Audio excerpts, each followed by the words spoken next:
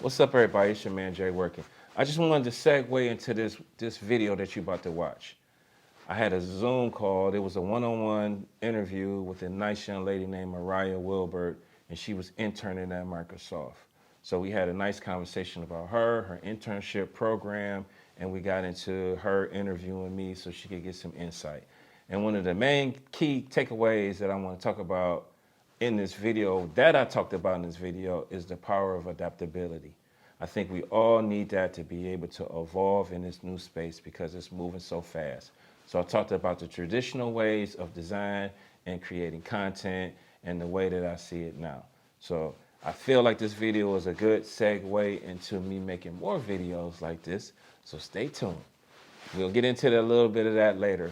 But for now, check this video out. This is for creatives, this is for designers, this is for entrepreneurs. For more transformational insights and resources, visit my website at jworking.com. So I had a one-on-one with Joe, and I was talking to Joe about me studying design at my university. And he had mentioned you in our one-on-one, and he said that you would be a really great person to connect with and to reach out with you. So I reached out to you on LinkedIn just because I wanted to get to know you more. Mm-hmm. Also about what you do in design. So I'm very interested to know, like, what are you doing with the first festival that's in Ohio, right? Mm-hmm. Yes. Okay, I have some line sisters from Ohio, and I used to live in Ohio, so I'm pretty familiar with Ohio a little bit. So what are you doing with the first festival? I did a rebrand for I used to create content for them. So when the day of the festival, I recorded videos for them and edited those videos and kind of created content for that. So for the most part, I'm 99% of the time on the education space. So I'm coaching and I'm consulting too, but I am doing like working as a content creator for companies too. So this is year 5, and since I've been recording the videos and capturing some of that data for them for this 5th year, she wanted more inclusive control over the brand because she was outsourcing it. So since I'm so familiar with the brand and the company, she wanted to bring it in-house. So just a logo lockup, but a full blown rebrand. And that means like from the poster signages to all the collateral to creating templates for other marketing people to use, posters, t-shirts, pins, you name it, I did it. So we've been working on this since January, and it's September 14th, the launch. So billboards, everything from that, right? So Oh, nice. That yeah, sounds really dope. That sounds like a great project to be working on too. yeah. And you said you're teaching soon, right? Mhm. So where are you teaching, and what are you teaching? I teach graphic design on the college level, so I'm an adjunct professor at Case Western Reserve.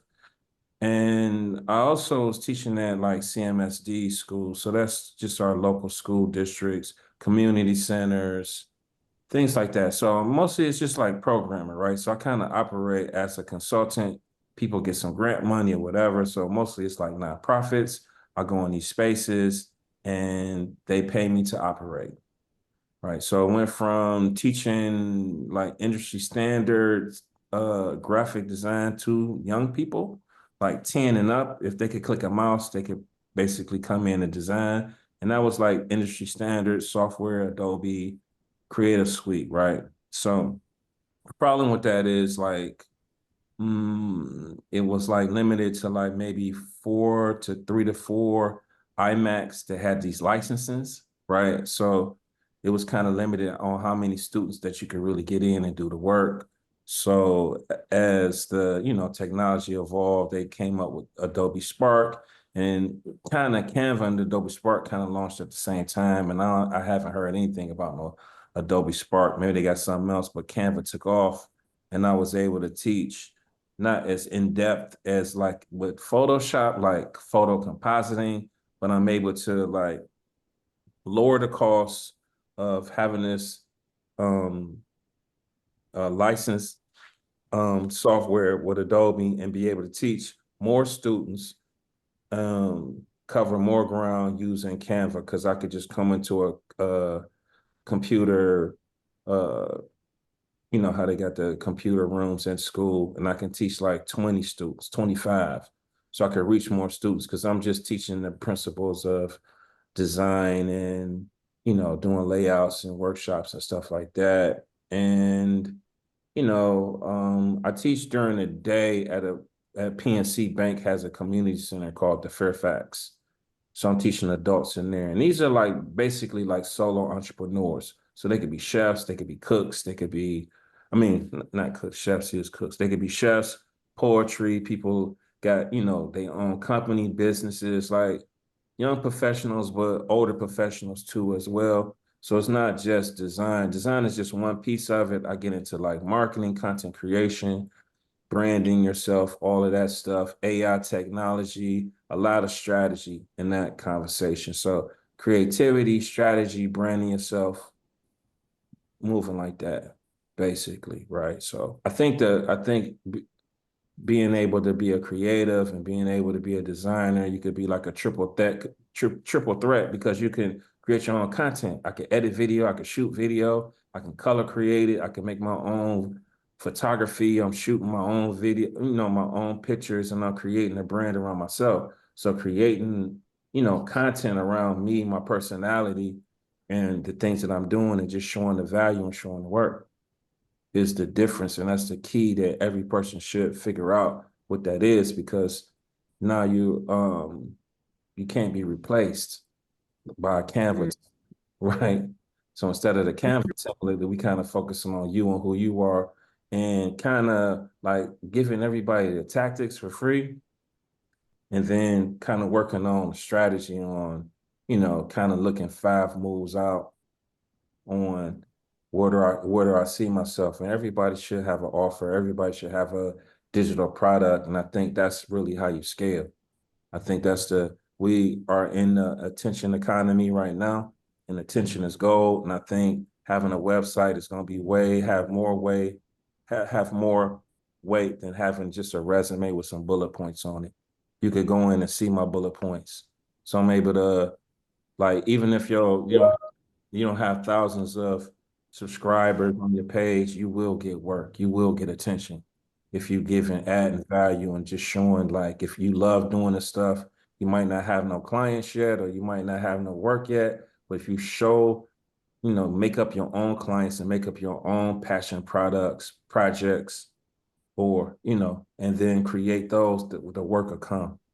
You might not be doing no video yet if that's if that's something that you want to get into.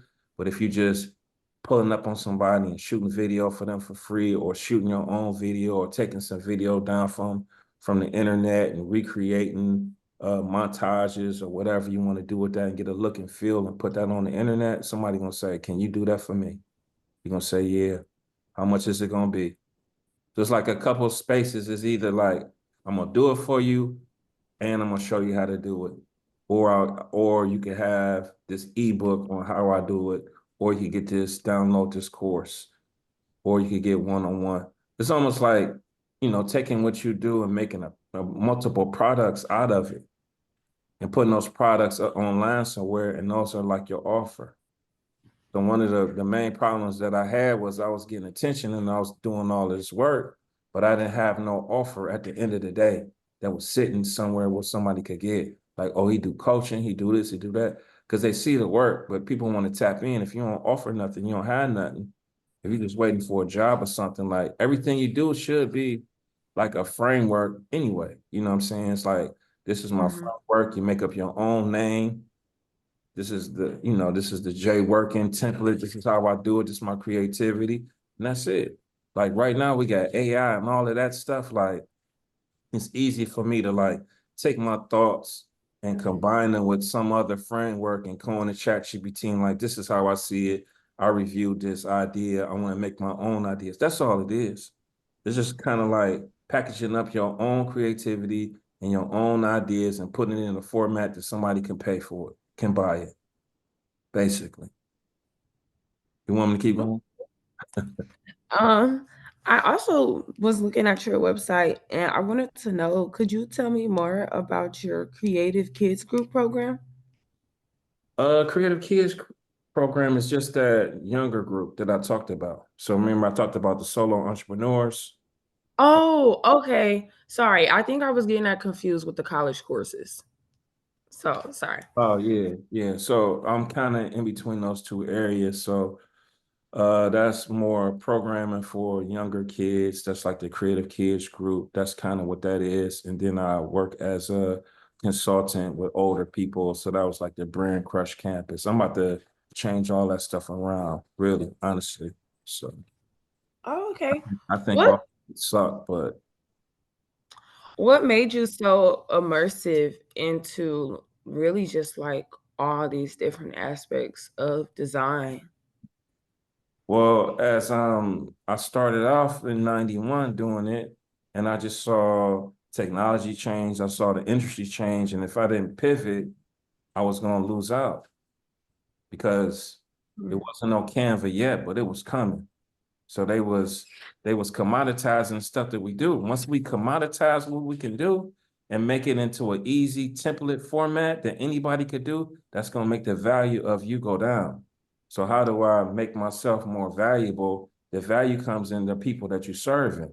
Because the problem is with us as creators, we just kind of sit at a cubicle. We a little can be on the introverted side and we just doing work and then just checking off like deadlines. We kind of doing some value for our clients and stuff like that. But the value comes in how many people that you can serve, right? And giving and commute and connecting like to a community or a tribe, connecting to a tribe, like you're part of my tribe, right? So it's like connected to a tribe and giving as much value as possible. And then you won't be tied to any technology or AI or whatever is coming down the pipeline. So Mm. kind of because I was at a company and I ain't have no security. I thought that my degree was gonna be my security. I thought that my 10 years of working at this top accounting firm in the whole world, I'm like one of the top firms in the world, PricewaterhouseCoopers for 10 years, and I got a degree. I was working as a senior designer, and that didn't mean jack, really, honestly. I'm still applying for a million jobs, doing all these interviews, and I still wasn't getting work. So what I did was, I talk about this all the time, I stood in front of the portfolio instead of behind it. So I packaged up my intellect, and now I'm indispensable because it's only one Jay working, it's only one you.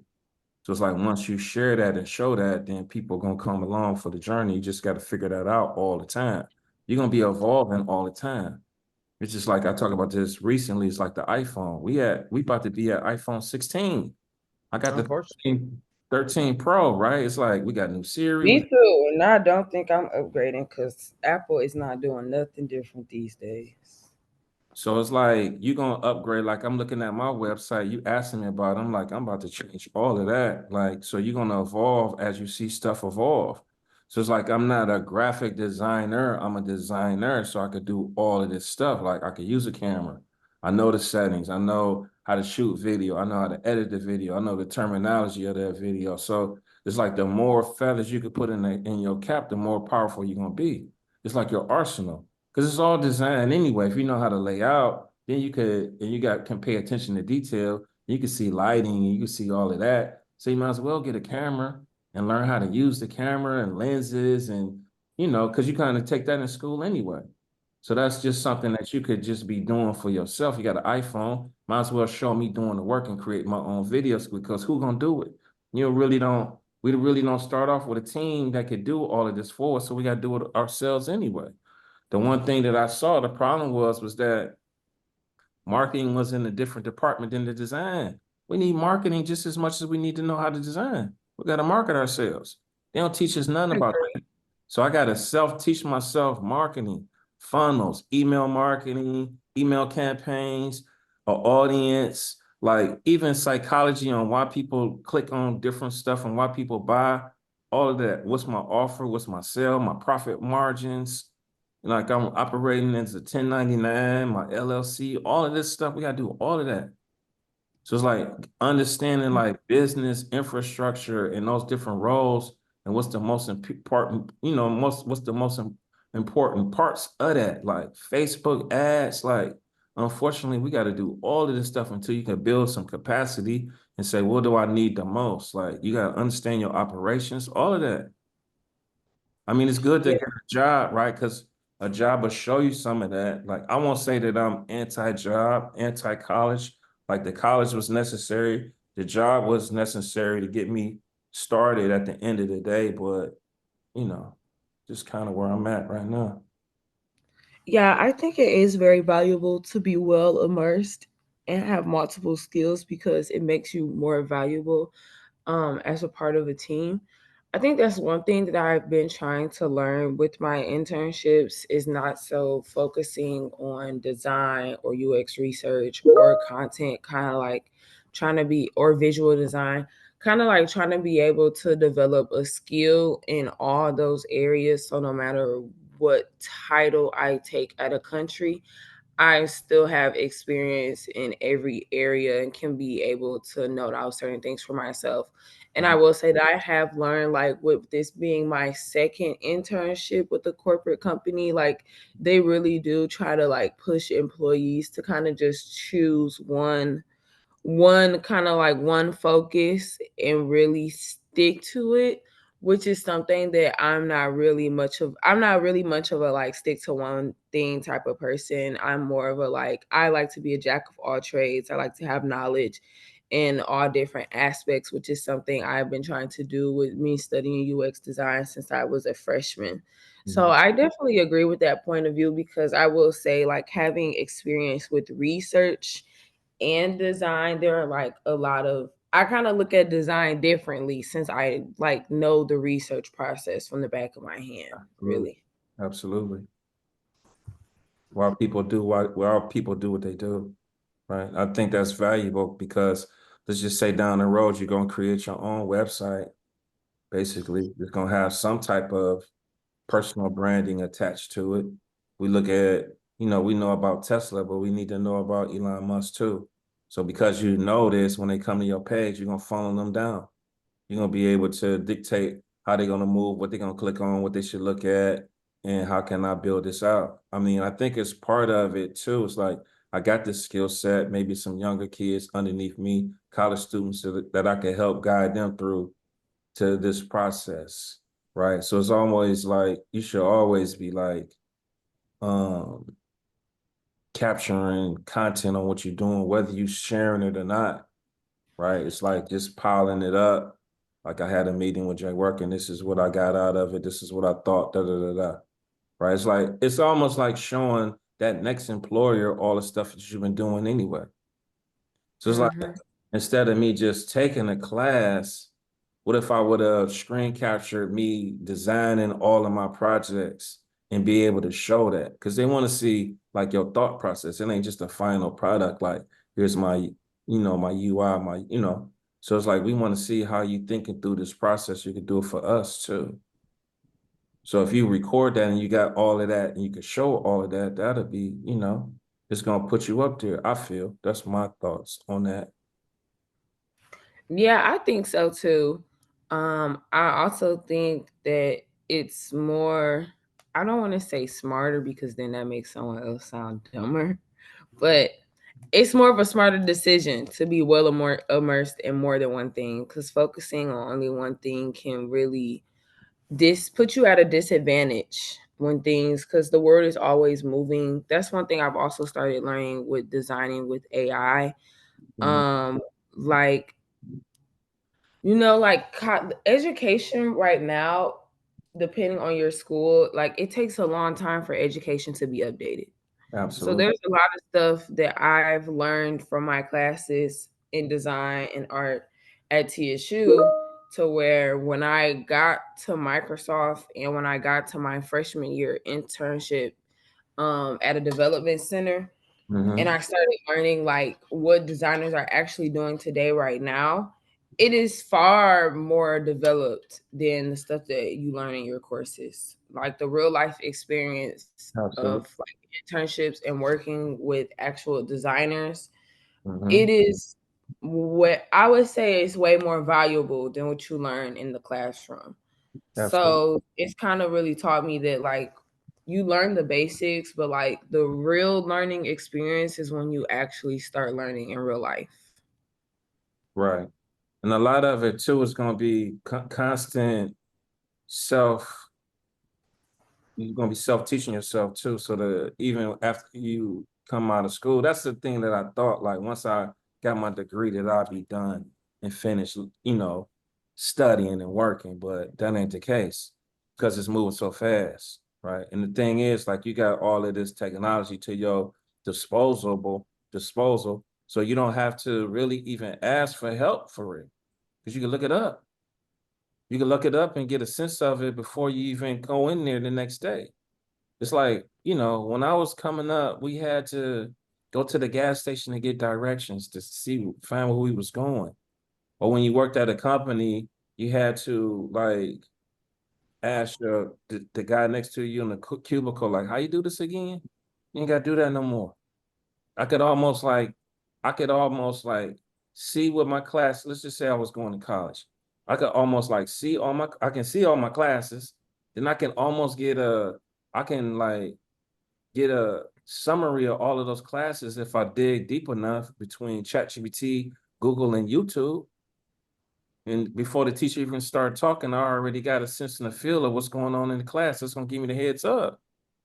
So even if I could look at the books too, I could look at the books like summarize these books. Am I looking at this the right way? Am I thinking about this the right way? Because we're gonna all Mm-hmm. have our own AI GPTs anyway. It's gonna have all of our brand voice, our frameworks, and all of that stuff anyway. So it's just Yeah, like that's so it's just like being on top of that. It's like even if I was just getting into painting, I could take pictures in the mid journey and get like color renderings of it as a study guide. So I'm not using it to create it, but I could use it as a study template if I like something. If I'm thinking about something, I can quickly just auto generate it and just quickly come up with something and then just pull on it that quick. I saw a video of Virgil, Virgil who passed away off white. You know what I'm talking about? yes. He talked about if we come up with an idea by 8 o'clock, we need to have it by that next morning. Just like if I think about something, it needs to be done by that next morning. So not he was kind of talking about not waiting on ideas. So it's almost like if we came up and said, "Oh yeah, I got a lot of stuff that I'm doing. Yeah, I could probably make a slide deck of that of my process and probably sell that." We could quickly do that by the morning. You know what I'm saying? So, That's true. So, with you being well immersed in design, like, what do you see for yourself within the next, 5 years? I see just more offers online, like a community, right? So online products, online access, like so access to like you getting access to me now. So more coaching, one-on-one, maybe group coaching, courses and classes, and maybe basically possibly like a brick and mortar too, right? So Okay.